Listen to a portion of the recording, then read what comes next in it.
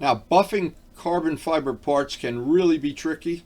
This is a big, expensive part of the BMW HP2 Sport project restoration that we're working on right now.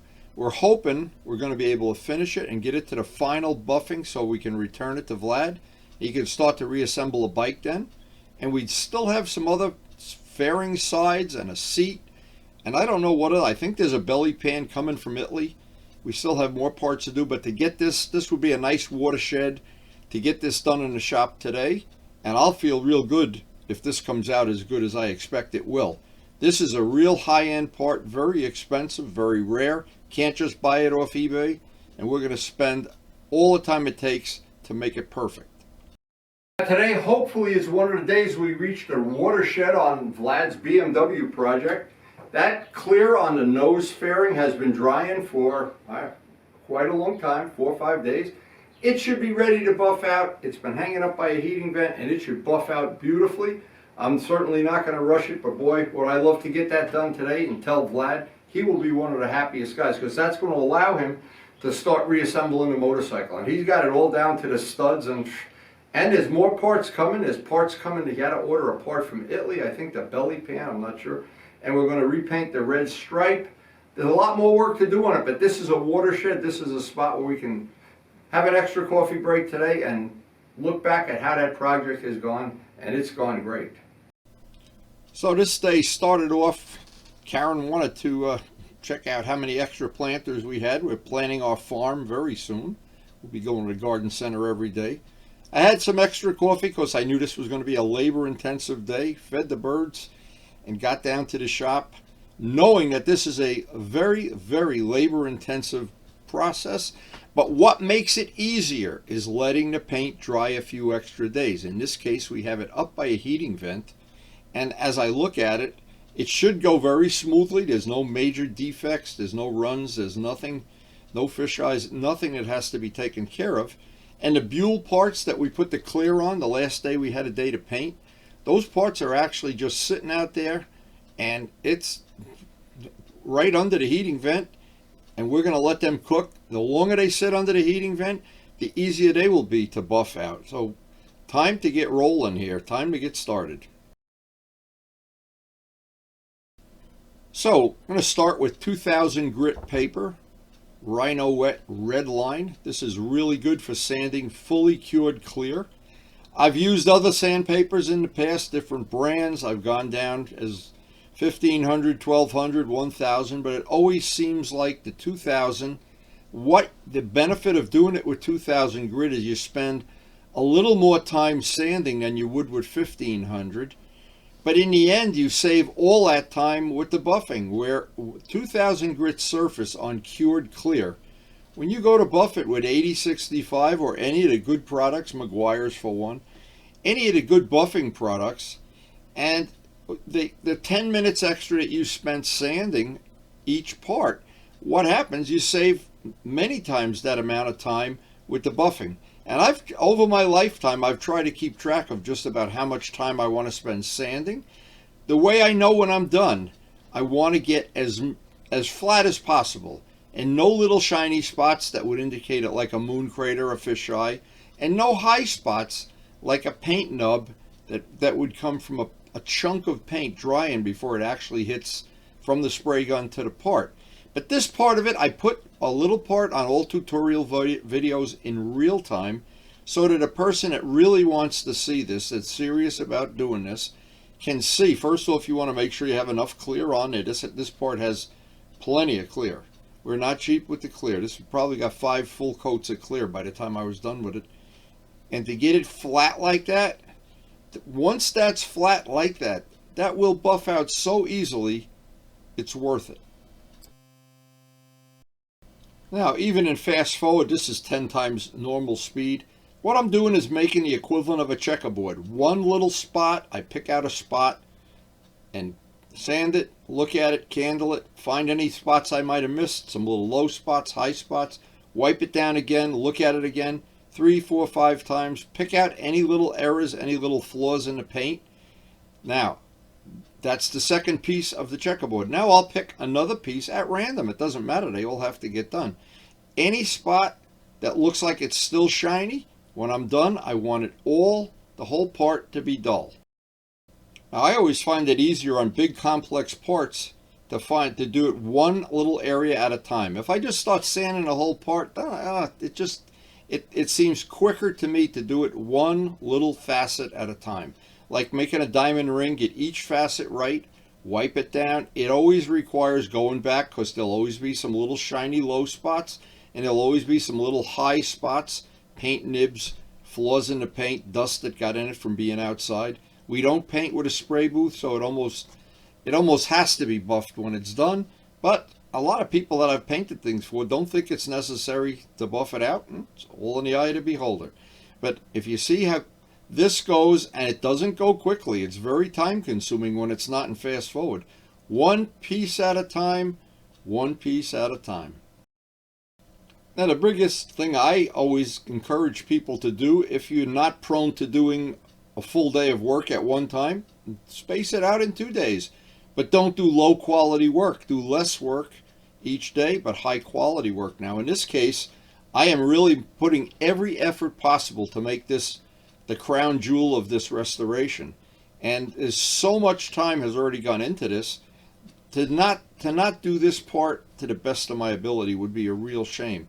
What I find helps, I move around a little bit because my arm will get tired being in one position, sitting and doing it with the part on my knee. It works that well for me.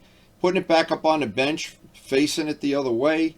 Try not to be in one repetitive motion thing, or you wind up getting the equivalent of tunnel syndrome, whatever that is, from a computer, and you get it from sanding. Now, I know a lot of people don't like sanding. They don't like buffing. They don't like this kind of work. Well, to do it, the nice thing about this is when you're done, you have something special. And in the case of buffing out a part like this, you have this for the rest of your life unless you sell a bike. All the bikes that I buffed 6, 8, 10 years ago, they're still just as nice as the day I buffed them. That shine, and to maintain it, even if once a year you go over it with 8065 by hand, brings it right back. But it's this step right here to get it flat sanded. I call it flat sanded, dull and flat and no shiny spots, and be detail oriented. Do not skip any little spot, and in the end you will be so happy you spent the time to do it right. And as always, this kind of stuff becomes a labor of love very quickly. There's a lot of edges, angles, high spots. You have to be careful not to sand down any of the mountaintops. But there's no skill here it wouldn't be like launching a rocket to the moon. This is something you can pick up very quickly. I hope I've been able to get most of the information, or even all of it, because so many people have told me they've been able to paint their motorcycle or paint their wheels or whatever.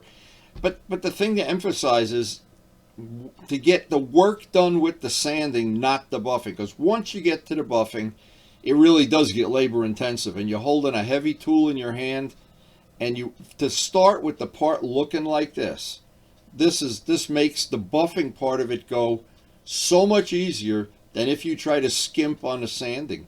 And whether you use 2000 grit, some other grit, some people like 2500, 1500. I like 2000, and this product here, and a new pad. A new pad just saves the day every time. Now, because we've done the hard work with the sanding, and I always think that's the hardest thing to convince people of. They always want to just take the buffer and go over bumps and lumps and valleys. And I probably could do it, but it's going to take you a lot more time. It's going to take you a lot more effort. Now, in the part of the day that you're holding that buffer in your hand, and keep in mind, this is after a few hours of just sanding, your arm gets tired. The only way I know how to deal with that at 77 years old is move the part around a lot. Don't leave it in one area. Try to get in a different position so you're using a different set of muscles, because this goes on and on and on. And it's this, to buff a part like this from where it just dry clear to where it's an absolute piece of jewelry, that's a lot of work. That's not a 1, 2, or 3 hour job. I try to condense down a full shop day, which is usually over 4 hours, and this was a long day. And I want to get everything on this really perfect. Now, It's my own personal pride. When I do work for somebody else, I like to try to make it as good as I possibly can. I never like to compromise and say, wow, I saved 10 minutes. I saved this. I saved that. I saved buying some microfibers or something. It's just something I know that if you do it right the first time and you get it finished, once that part is finished, you have it forever. And it's the end of the day, it's so rewarding to have a part that in the beginning of the day you didn't have it buffed out, clean, shiny, painted, whatever. And to me, the pride and the passion of motorcycling, a big part of it is having a nice, clean, shiny bike. I don't like flat black parts. I don't like flat parts, period. If in my world, I would like everything shiny. And shiny means it's going to be easy to clean, especially if you're riding in salt or rain or dirt or mud. A shiny surface cleans right up. Now, at some point in time, yeah, I try to go, and I'm doing it right here, pick out little spots that just aren't as shiny as I'd like them to be, wipe them down with a clean microfiber, and I'm candling it. I got all fluorescent lights in my shop. Candle it, look at it, candle it, find those little spots. And every one of those little spots, if you can get them out, you're a million miles ahead of the game. And that part, when you take it out in the sun, it'll look like jewelry. And as this day went on, you can imagine, the final part is, as the day is going on, I'm dreaming about the final little part like this, polishing up all the little edges that the buffer won't go in, all the little corners. This has to be done by hand, and a little dab of that on a clean, brand new microfiber, not one that you use to do an oil change or whatever. And this just goes on and on. Now this part of it, if I didn't have this in fast forward, this would be a 2-hour video. But when I was done with this part, and I took it out in the backyard into the sun to look at it in bright light, my only problem was it was already getting dark, so this was a long day. But I did get to see it at the end of the day, and it made my day absolutely complete. I was convinced all the labor I put into it. Now we're at the end of the day here, and you can see the sun is shot. You can see it. You can see the sun setting in the part. I guess that's part of it. But anyway, I was real happy the way that came out, and in bright sunlight, that's going to be spectacular. But of course, the real test is, how does it look under fluorescent lights? If you can't find a mistake in the paint under fluorescent lighting, that part is probably pretty good. This part came out just better than I could have ever expected. Vlad will be over the moon when he comes to pick it up. So all the patience that we spent letting this dry, extra dry time, extra everything time, in the end, boy, this part came out exactly like what I wanted. It is absolutely perfect, and this is going to be one of the main focal points of a motorcycle. And boy, this has got to be the nicest of the HP2s in the world. Period. I think this just came out great.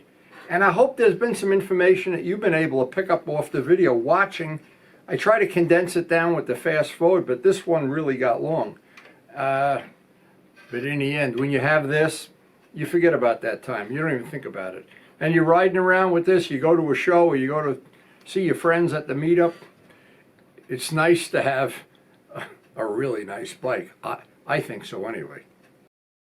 Now I try to post up a video almost every day, but lately in the shop we've been spending so much time on these parts, and most of the parts for all of this project, most of them are carbon fiber. And carbon fiber really is, believe me, the first time you do it, it has no forgiveness. It's got to be perfect, and you've got to pay the price. And in this case, on this part, I think we can take a bow.